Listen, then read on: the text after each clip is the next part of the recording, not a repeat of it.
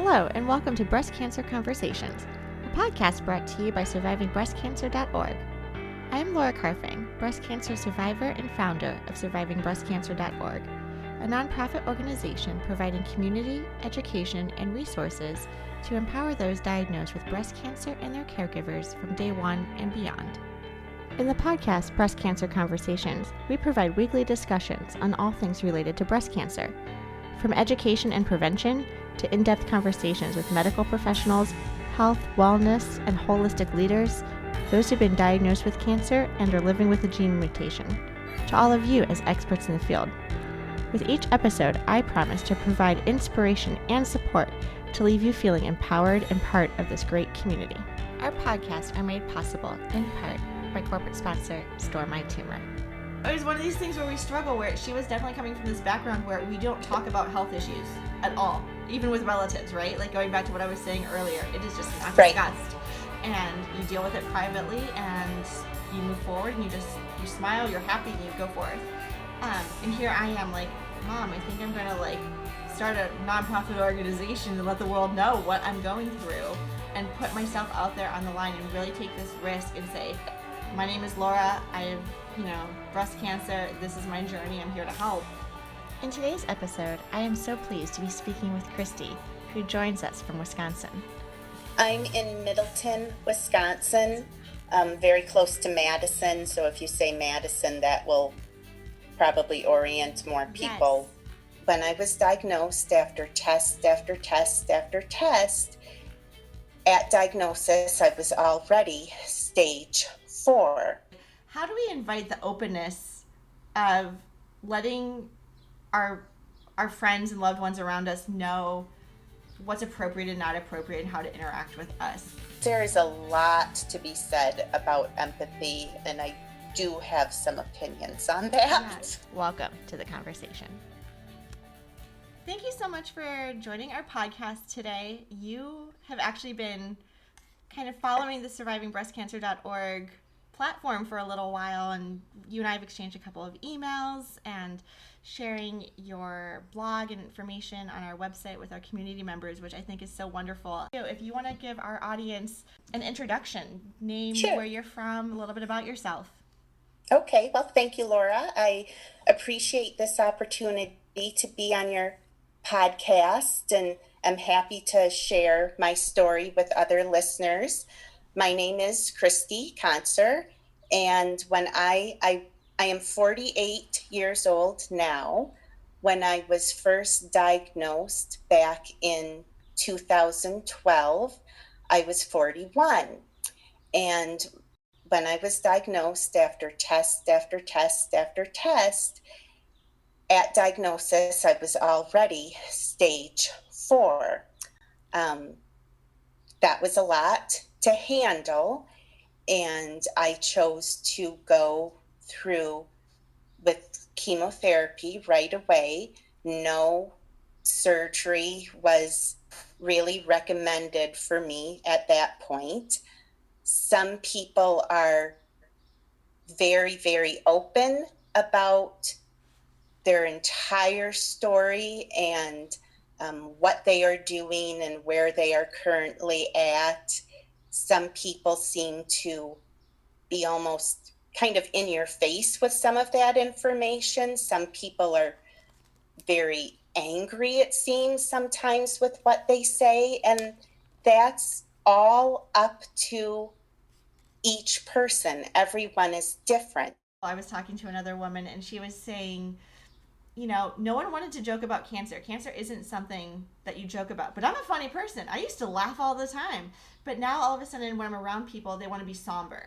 How do I break the ice? How do I let them know it's okay to laugh? And I'm like, I know. Like, how do we start making fun of something so serious as cancer to let people know, like, I'm a human being. It's okay. We can laugh about it. My example was always talking about eyelashes. I'm like, oh my gosh, even babies are born with eyelashes, right? Like, you lose all your hair, including your eyelashes. So yes. For me, that was a really low point in my treatment when I looked sick. It wasn't just the hair on my head, because when I first lost my hair, I looked like a rock star. Like the red lipstick, the eyebrows, the eyelashes, like you looked like hardcore. But then as he kept losing more and more hair, I'm like, oh my gosh, like the eyelashes really play an important role in dust in your eyes. Yes. And no one realizes how grateful you should be to have eyelashes. And there would be some people who didn't know that I was sick, so to speak, but they would look at me and they would be just like, well, there's something about you. And it's just like, there's something about your eyes. And I'm thinking, I don't have eyelashes. That's what you're noticing. Yeah. But I wouldn't tell them. Right, of course. But yeah, I think each person just kind of sets their own tone, and if you're comfortable talking about something and joking about it or answering questions that your friends ask, you know, there's a couple friends that I really confide a lot in. And there's one very good friend who she never asks me anything really about my health. And I know it's on her mind, but she and I just I always have the best time with her. I cannot think of a recent memory or a long memory of a time where I have not had a good time with her, because she really kind of respects that. And she doesn't ask. I think it may be kind of hard for her to ask, quite truthfully. So I respect that too, by not oversharing things with her that I think perhaps she cannot, and she would internalize them too much. But I don't know if that's true or not. And I think you just say, you know, if you don't want to talk about something, you say, thank you so much for asking. I'm doing pretty well, but I'd like to focus on fun this evening. Let's talk about other things. I'll let you know if there's something that's not going well for me. I had a lot of anxiety about going back to work, and she helped me write down scripts to almost like prepare for any sort of question that I'm going to get. And I would orally like practice these scripts with her to say, like, okay, if like my boss asks me, if HR asks me, if a friend asks me, I had like a list that I could just like go on autopilot for and respond to you, as opposed to freezing and, you know, having one of these like trigger moments. Right. I have a few scripts too, and I've used them because it helps you deal with those trigger things. Yes. And some of the questions are none of anyone else's business. Mm-hmm. And they're I'm not always sure if they're asking because they truly care, or if they're just kind of being nosy, and they'll get their answer and they'll go on with their day, and I'll be left fixating on it for the rest of the day. I'll go home and I'll cry about it, or you know, it's a trigger. And it's just kind of like, if I can stop that from happening with something that I've prepared ahead of time to address a question, then it's better for me. There is a lot to be said about empathy, and I do have some opinions on that. Yes. There's a bit of a backstory here. I was reading someone else's blog, and I don't even remember what her name was, and that's not important. I would not use it anyway.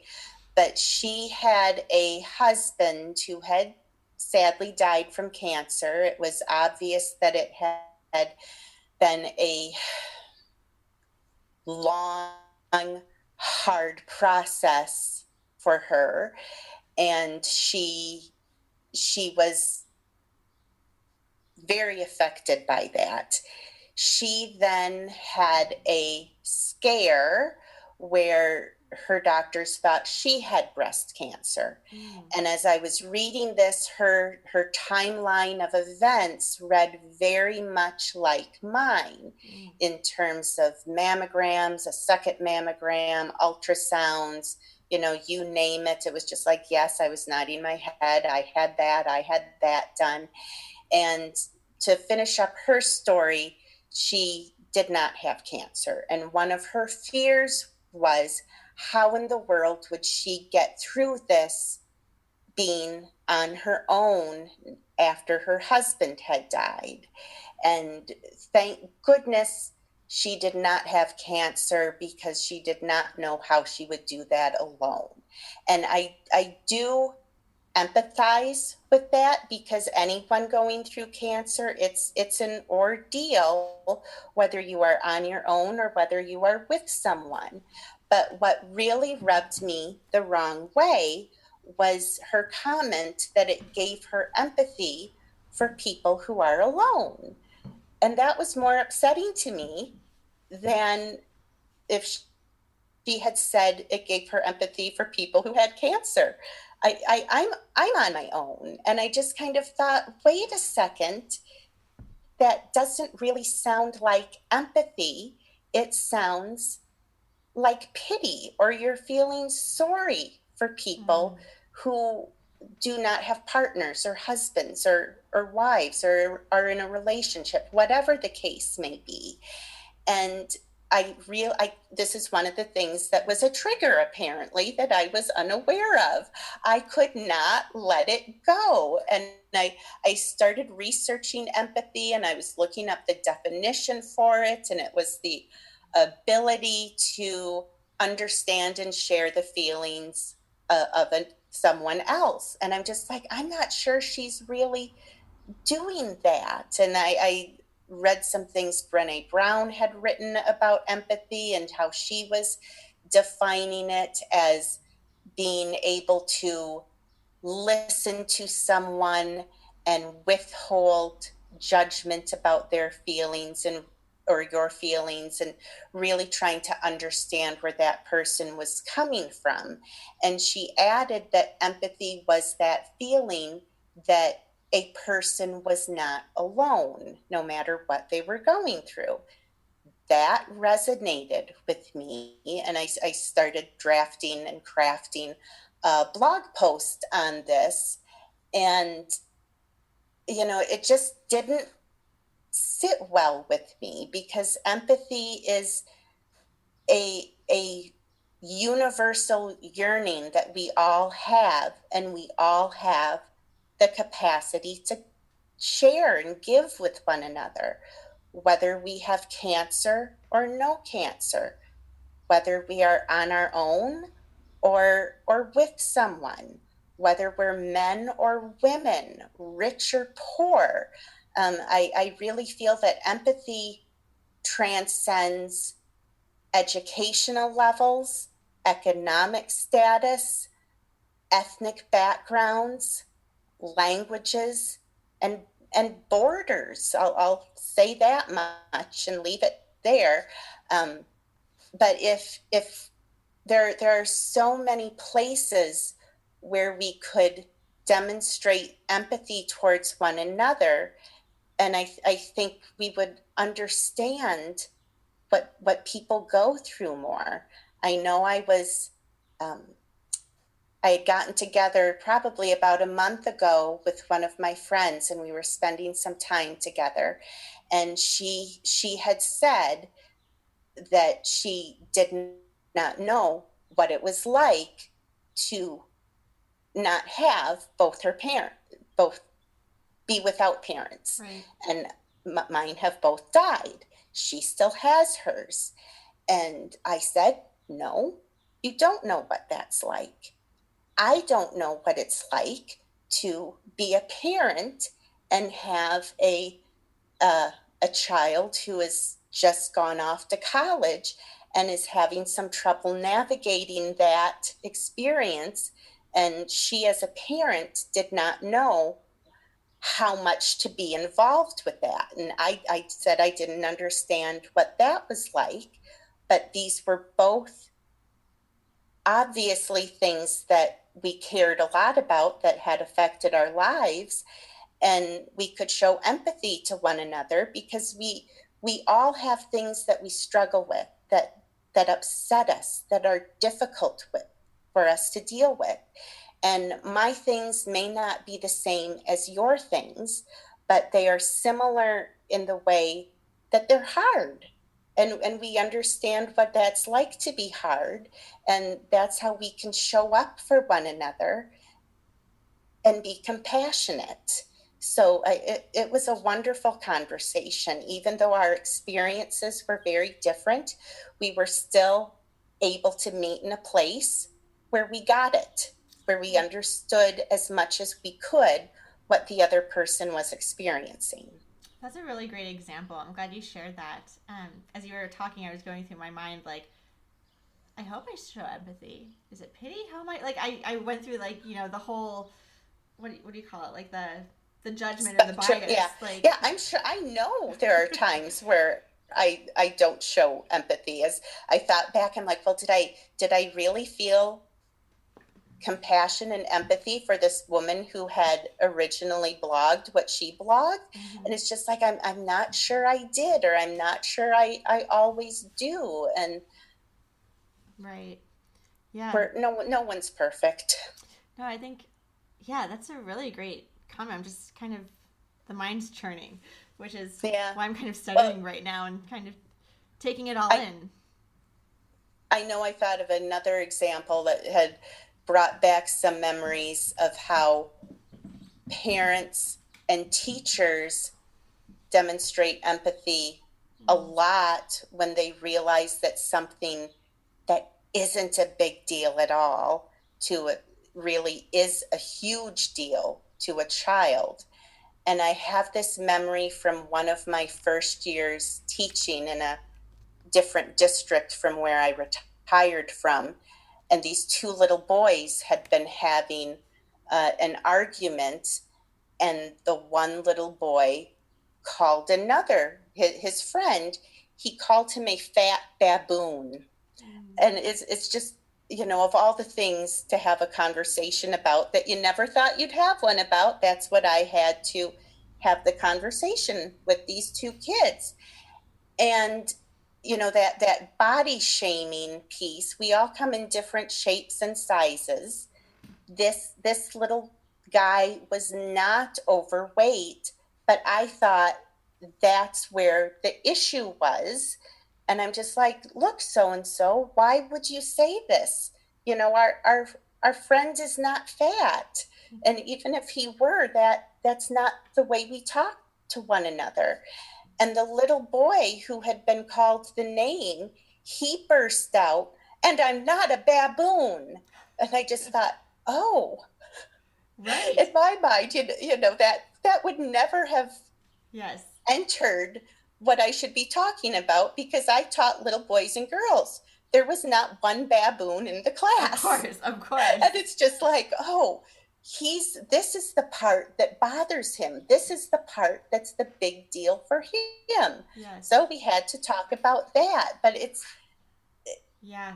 yeah, I That's mean, the word that things stuck. Exactly. are a big deal to kids, and we recognize that as a parent or as a teacher, and we need to do that more often, kind of as grown-ups to grown-ups. I totally agree. And I think that's a great example that just triggered my memory too of managing a cancer diagnosis and talking to some of my friends and giving them the permission to complain about the hardships that they were going through, because I started noticing that people did not want to tell me that they had a bad day at work because it was nothing compared to what I was going through. It was nothing compared to cancer, is a lot of the rhetoric that I was getting. And I'm like, no, it's a big deal. You're dealing with this in your life, and it may not be cancer, but it's still a big deal. So let's talk about it.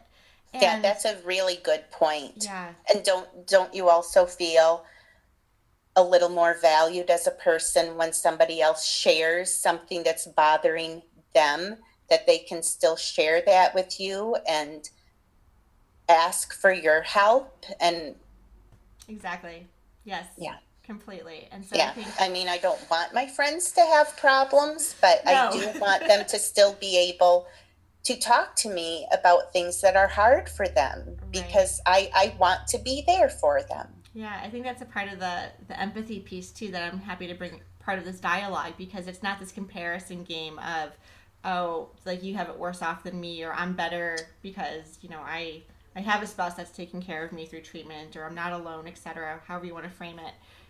But we all kind of have our own baggage that we bring, our own day to day, big, small problems, the perspective that, a health concern can give to you, but also and I don't have children either. But I relate a lot of this to whether it's a cancer diagnosis or your wedding day or giving birth to your son. Like, these are huge life events that impact you. And I think there's a lot of topics and themes that can be extrapolated from these experiences that we can relate to, whether it's the experience themselves or not.